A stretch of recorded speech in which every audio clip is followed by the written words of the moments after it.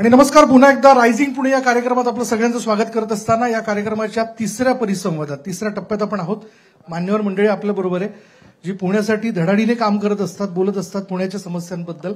आपल्याबरोबर आहेत पर्यावरणवादी कार्यकर्ते सारंग यादवडकर, आपल्याबरोबर आहेत माजी खासदार वंदनाताई चव्हाण, आपल्यासोबत आहेत पाटबंधारे खात्याचे माजी सचिव अविनाश सुर्वे. आपलं खूप खूप स्वागत तिघांचं. जिव्हाळ्याचा विषय म्हणजे आपण पाहिलं की पायाभूत सुविधा आणि त्यात पुन्हा पुढल्या 30 वर्षाच्या दृष्टिकोनातनं पुण्यातील पाण्याची गरज, मग ते पिण्याचं असेल मग ते वापरण्याचं असेल, या विषयाला घेऊन तर आपण चर्चा करतोच आहे. पण पहिला प्रश्न यादवडकर सर मला आपल्याला विचारायचा आहे, ज्या पद्धतीने पुणे वाढलेलं आहे, मूळ पुणेकर तर आहेतच, पण बाहेरून देखील बरीचशी मंडळी शिकण्याच्या अनुषंगाने असेल, नोकरीच्या निमित्ताने असेल, पुण्यात येत आहेत. पुणे इतकं आवडतं की ते इथे स्थायिक होतात. ठीक आहे, त्याला एक मर्यादा असू शकते, पण या सगळ्याच्यामध्ये वाढतं नागरीकरण आणि पर्यावरणाचं संरक्षण याचा समतोल कसा साधला जातोय? धन्यवाद. तुम्ही म्हणता त्याप्रमाणे मीही त्यातलाच एक आहे. मी मूळचा पुण्याचा नाहीये, परंतु पुण्याला मी मायग्रेट झालो काही वर्षांपूर्वी. अत्यंत महत्वाचा विषय तुम्ही हा उल्लेख केलेला आहे. मुळात हे जे काही मायग्रेशन होतं हे काही बाय चॉईस होतं अशातला भाग नाही. बिलकुल. या बाबतीत थोडं मी विस्तृतपणे सांगतो की गेल्या कित्येक दशकांच्या, म्हणजे ह्याच्यात राजकीय अर्थ कोणीही काढू नये, कित्येक दशकात आपल्या सरकार वेगवेगळी जी काही होऊन गेली त्यांच्या डेव्हलपमेंट पॉलिसीज, विकास नीती ज्या होत्या या चुकीच्या ठरलेल्या आहेत आणि केवळ अर्बन सेंट्रिक डेव्हलपमेंट आपल्याकडे जास्त फोकस झालेली आहे. ग्रामीण भागात जर गेलं तर तुमच्याकडे रस्ते नाहीयेत, तुमच्याकडे पाणी अवेलेबल नाहीये, सुएज ट्रीटमेंट नाहीये, इलेक्ट्रिसिटी नसते, हॉस्पिटल्स नाहीयेत, जॉब ऑपॉर्च्युनिटीज नाहीयेत, एज्युकेशन फॅसिलिटीज नाहीयेत. त्यामुळं ग्रामीण भागातला माणूस एक ठराविक आर्थिक स्थिती झाली की तो शहराकडे येतो आणि यामुळे हे मायग्रेशन होत आहे. आणि या मायग्रेशनमुळे पुणे आता बास झालं एवढं म्हणायची वेळ आलेली आहे. कारण प्रत्येक शहराची जशी एखाद्या घराची एक काही ठराविक लोक धारण करण्याची तिथे राहू शकतात, तशी प्रत्येक शहराची एक लोकसंख्येची धारण क्षमता असते, किंवा तिथे एरिया किती आहे, तिथे पाणी किती अवेलेबल आहे. आजचा जो सगळ्यात महत्वाचा मुद्दा, पाणी काही आपण किती आणणार, तुम्ही शेवटी वरून आकाशातून पडणार तेच पाणी आपल्याला उपलब्ध होणार. तर तिथे किती लोकसंख्या असू शकेल याचा विचार न करता जर त्या शहराच्या, पुण्याच्याच नाही इतरही कुठल्या शहरांच्या जर विकास नीती जर आपण ठरवल्या तर लोकसंख्येचा स्फोट होईल, जो होतोय आता, आणि सगळ्याच सिस्टीम्स याच्यात कोलॅप्स होतील. त्यामुळं आपण या शहरांचा विकास नीती ठरवताना हे पाहणं अतिशय महत्वाचं आहे की इथे किती लोकसंख्या सुखाने राहू शकेल याचा विचार करून आपण अर्बन प्लॅनिंग पण केलं पाहिजे आणि रुरल प्लॅनिंग पण केलं पाहिजे. वंदनाताई, आपण अगदी आंदोलनातल्या कार्यकर्त्या या भूमिकेपासून तर संसदेतल्या खासदार इथपर्यंत आपण पुण्याचे प्रश्न मांडलेले आहेत त्या व्यासपीठावरती. बघा ना, शहरीकरण आणि नागरी सुविधा याचं व्यस्त प्रमाण जे आहे ते घालणं फार आवश्यक आहे. ते कसं बदलता येईल?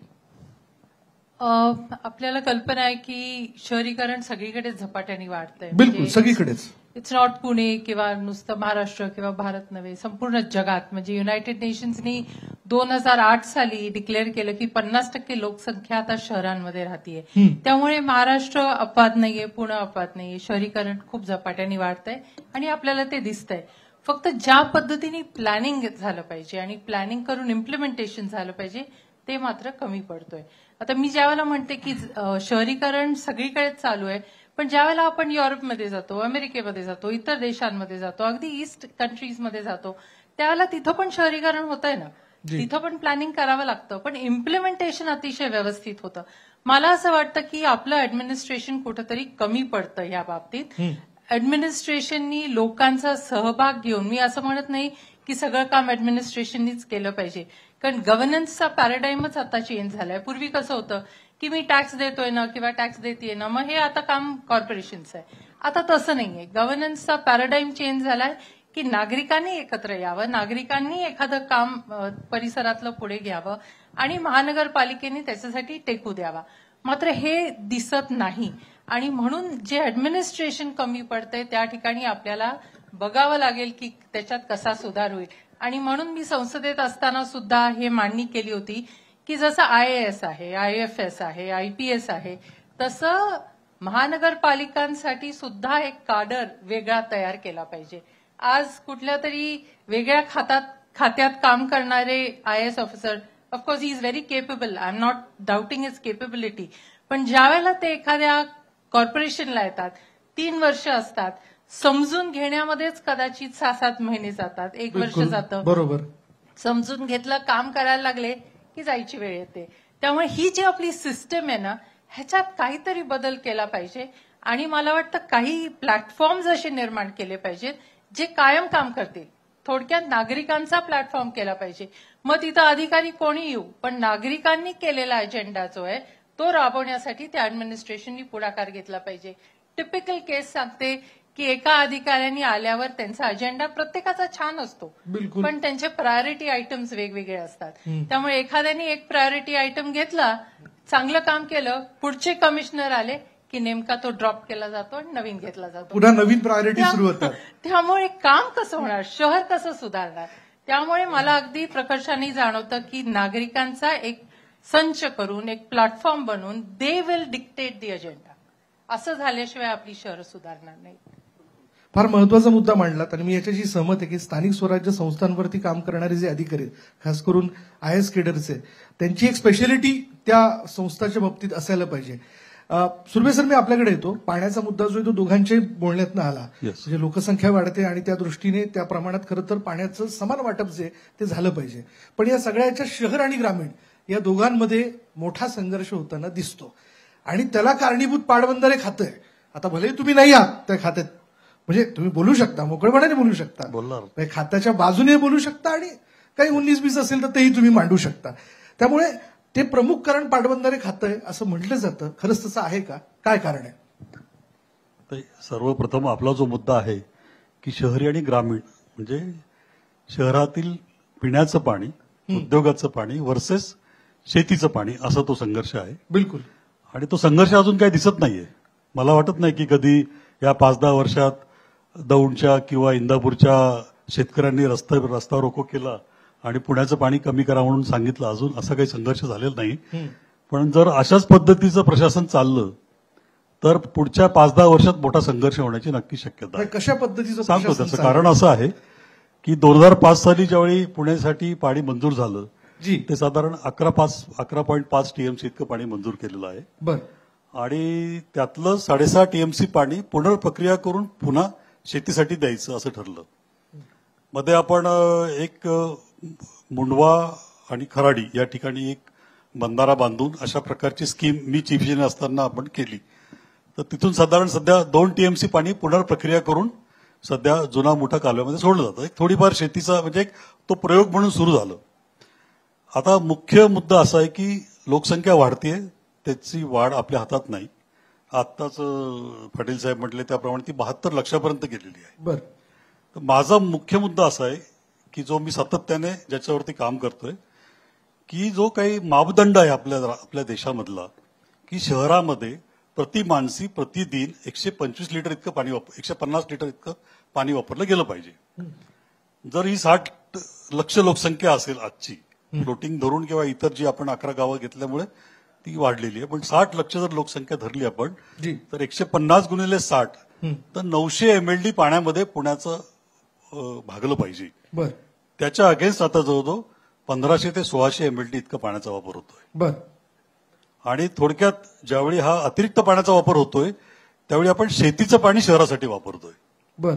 सुदैवाने सध्या मागच्या 5 वर्षातला जरी लोकसंख्या वाढली तरी जो क्लायमेट चेंजचा परिणाम आहे तो आपल्याकडे पॉझिटिव्ह आहे अजून. म्हणजे पाऊस उशिरा येतो, 15 जुलैपर्यंत पाऊस येत नाही. बरं. त्याच्यामुळे आपण ऍटलिस्ट जून जुलैमध्ये काटकसरीने पाणी वापरतो. आठवड्यातनं 1 दिवस बंद करतो, अल्टरनेट डे असे प्रयोग करतो. त्या 2 महिन्यात पाणी वापर कमी होतो.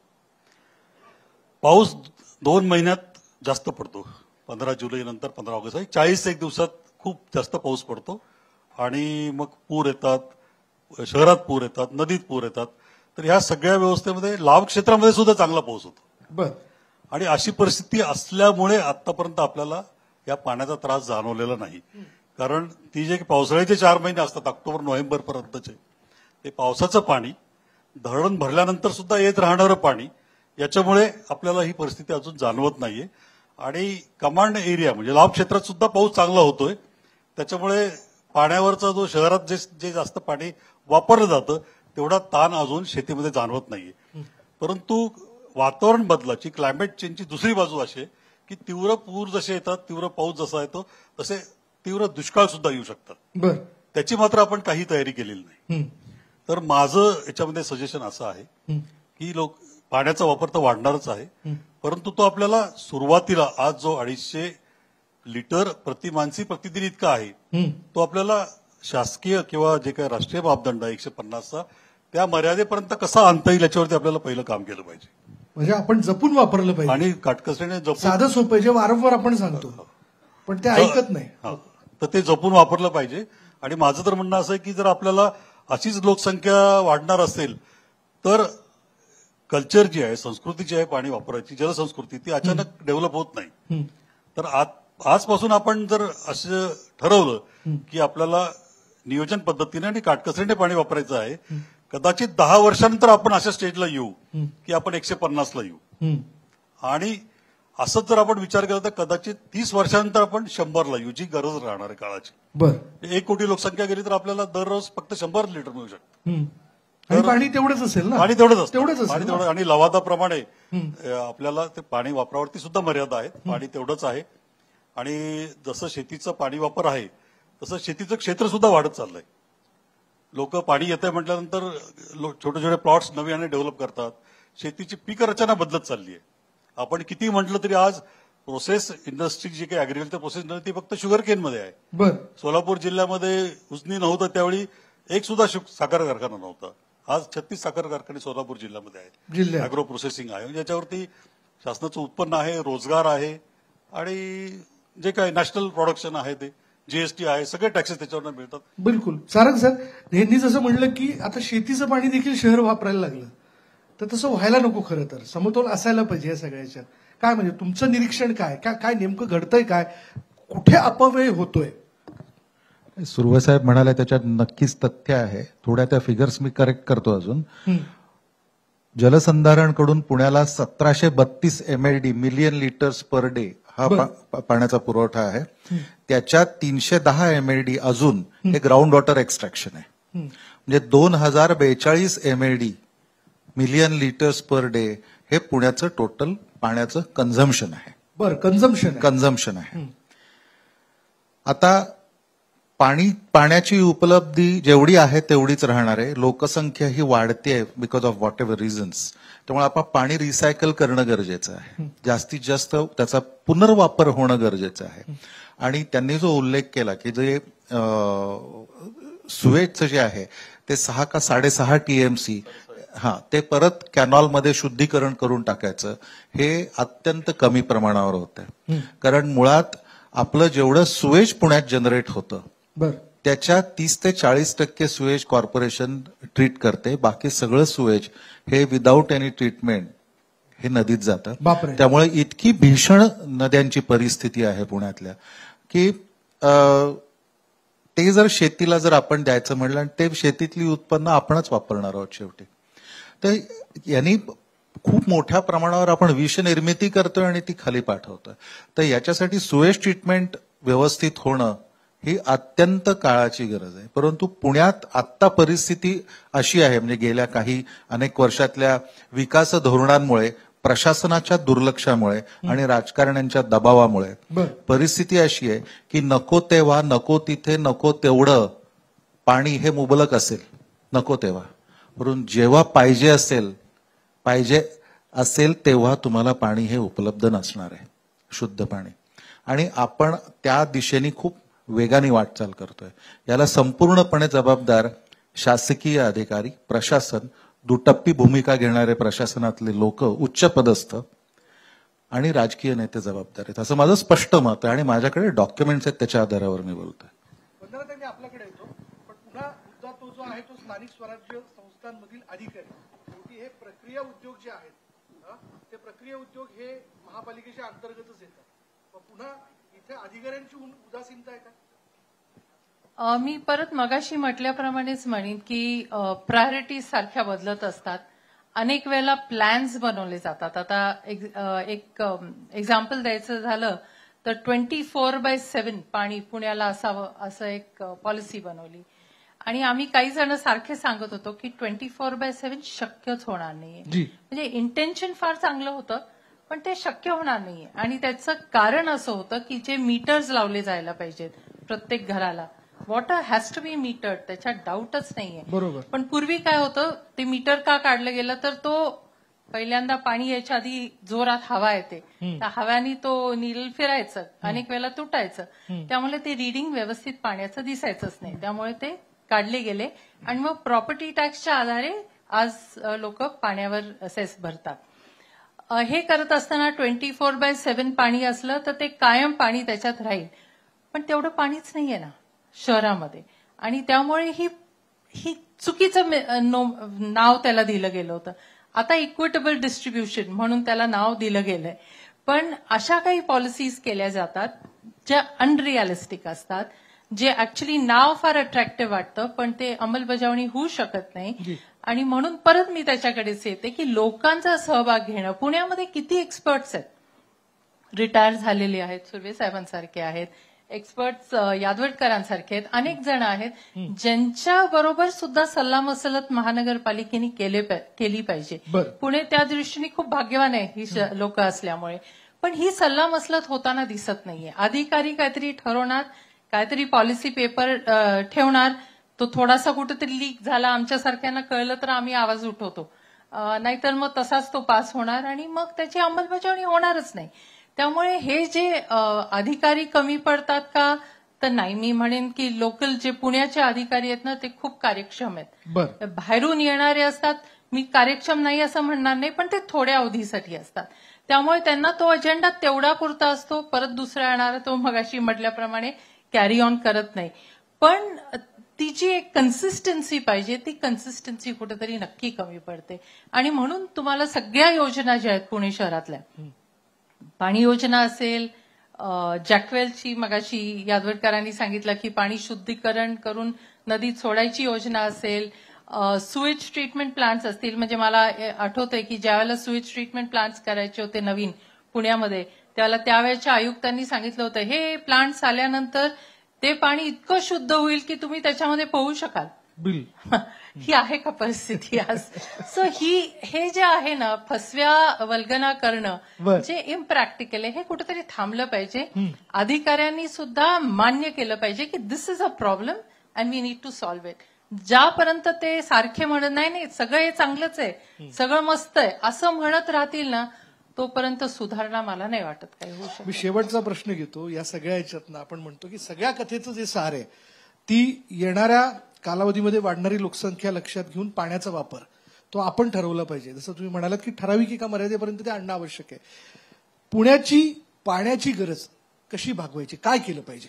पहिले अरे आता जो पुण्यातला वापर आहे, यादवडकर साहेबांनी सांगितला किंवा मी पण जो म्हणतोय 1700-1800 MLD, तो 1 कोटी लोकसंख्या झाला तरी पुरेसा आहे आत्ताचा पाणी वापर.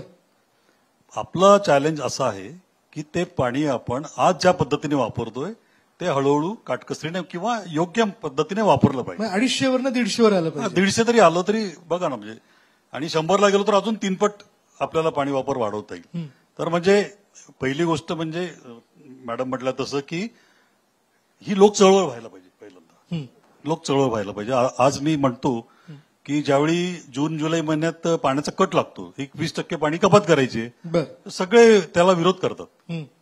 कशासाठी? म्हणजे ती 250ला जर 20% कट लागला तरी तुम्ही 200च्या वर पाणी वापरणार आहात, मापदंडापेक्षा जास्त वापरणार आहात, म्हणजे तो सुद्धा कट सहन होत नाही.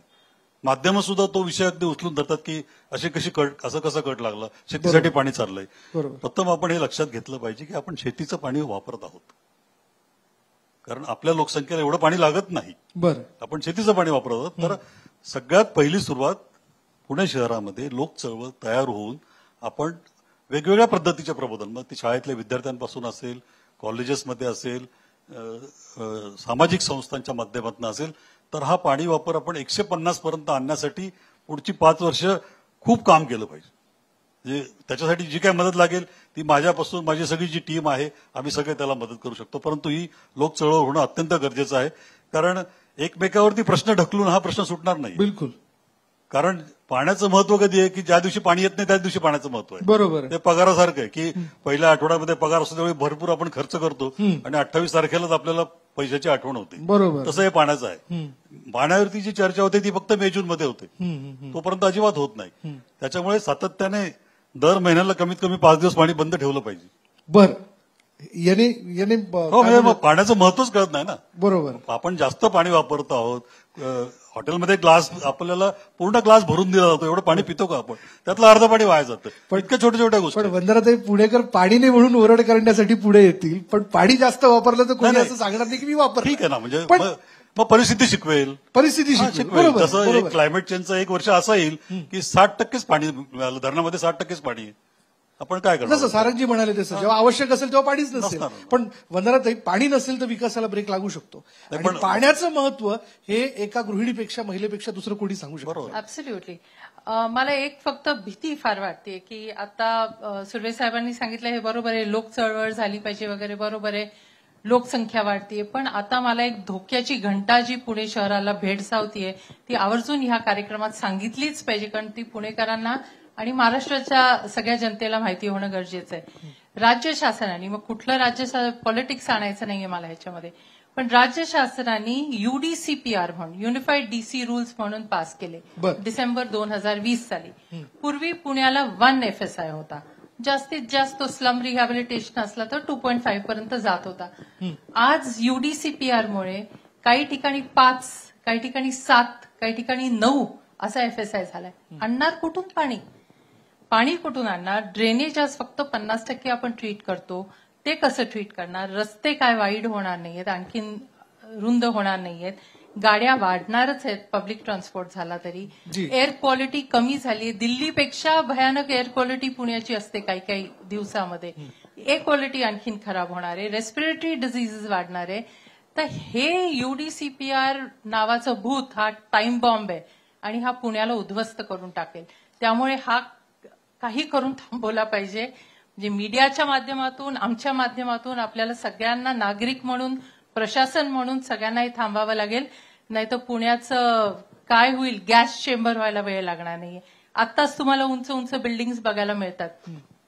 पूर्वी जिथं 1+2 फ्लोअर्सची बिल्डिंग होती त्या ठिकाणी आता तुम्हाला 10 मजल्याची बिल्डिंग बघायला मिळते. बरोबर. ज्या बिल्डिंगमध्ये व्यवस्थित पाणी पुरवठा होत होता, आता रोज त्या ठिकाणी टँकर यावा लागतोय.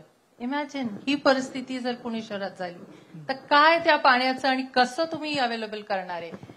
900 MLD म्हटलं तरी नेटवर्क तर पाहिजे. आज नेटवर्क नाही, पाणी असेल पण नेटवर्क नाही. आज कित्येक जवळजवळ 4000 मला वाटतं टँकर्स रोजचे लोकांना हाऊसिंग सोसायटीला जातात. बिलकुल. हे थांबायला पाहिजे कुठंतरी. प्रत्येक शहराला, मगाशी यादवडकर म्हणाले, ते क्षमता असते, कॅरिंग कपॅसिटी असते, सामावून घेण्याची. कॅरिंग कपॅसिटीचा अभ्यास तरी आपण केलाय का की 5, 7 आणि 9 ह्या FSIला तुम्ही अब्झॉर्ब करू शकाल? ह्याचा कुठेतरी अभ्यास झाल्याशिवाय ह्या पद्धतीची डेव्हलपमेंट करणं अतिशय अयोग्य आहे आणि ही थांबलीच पाहिजे. ह्यासाठी आम्ही सगळे प्रयत्नशील आहोत. आपण सुद्धा न्यूज लोकमत 18 मधनं जरूर त्याच्यावर आवाज उठवा अशी माझी आपल्याला आम्ही वारंवार या व्यासपीठाच्या माध्यमातून ही चर्चा करत राहू. आपल्या तिघांचे खूप खूप धन्यवाद. फार महत्वाचा मुद्दा या सगळ्याच्यात आपण मांडला आणि ज्यात एक लक्षात आलं की ठीक आहे, शहर वाढतंय, आपल्याला त्या शहरात राहायला मिळतंय, विकास होतोय, पण आपल्या गरजा ज्या आहेत, खास करून पाणी वापर, त्याची मर्यादा काळानुरूप लक्षात घेणं फार आवश्यक आहे. धन्यवाद. चला, आपण जाता जाता एक आठवण म्हणून आपल्या तिघांनाही मोमेंटो प्लीज.